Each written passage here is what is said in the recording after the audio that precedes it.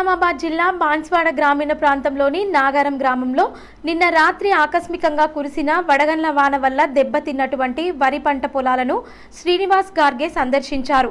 ఈ సందర్భంగా నష్టపోయినటువంటి రైతులను పరామర్శించి స్థానిక వ్యవసాయ అధికారులతో జరిగినటువంటి పంట నష్టం గురించి చర్చించి పూర్తిగా నష్టపోయిన ప్రతి ఎకరానికి 100% నష్టపరిహారాన్ని రాష్ట్ర ప్రభుత్వం నష్టపోయిన రైతులకు చెల్లించి ఆదుకోవాలని కోరారు.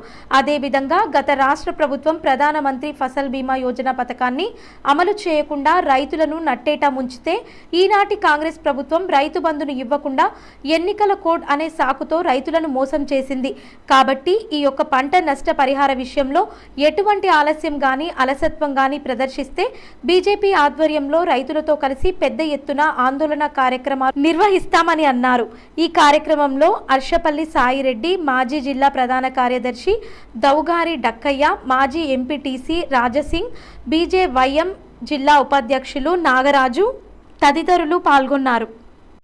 భారీ వడగండ్ల వానకు బాన్స్వాడ శివారు, కొల్లూరు, నాగార ప్రాంతంలో వ్యవసాయము వరి మొత్తము పడిపోయి వరి చేనులలో మొత్తం నీళ్ళు వచ్చేసి వడ్లు అని మొత్తం రాలిపోయి ఎక్కడికక్కడ పంట నాశనమైనది.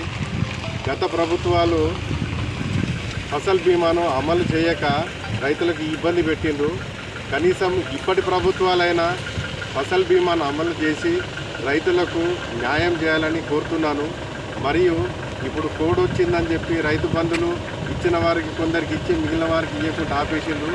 కానీ ఈ విషయంలో ఇప్పుడు జరిగిన నష్టంలో కానీ ఖచ్చితంగా 100కు 100% వీళ్ళది ఏఓ గారికి మాట్లాడి వారిని 100% లెక్కలంతా అసెస్ చేసి వాళ్లకు తగు న్యాయం చేసి వాళ్లకు తక్షణ సహాయ చర్య కింద డబ్బులు రిలీజ్ చేయవలసిందిగా నేను డిమాండ్ చేస్తున్నాను భారతీయ జనతా పార్టీ తరఫున.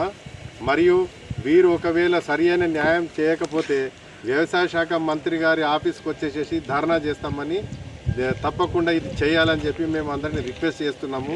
ముఖ్యమంత్రి గారు, మీరు కూడా వ్యవసాయ కుటుంబీకులమని చెప్తారు కదా, మీరు కూడా వ్యవసాయదారుల యొక్క బాధను అర్థం చేసుకోగలుగుతారని నేను కోరుతున్నాను.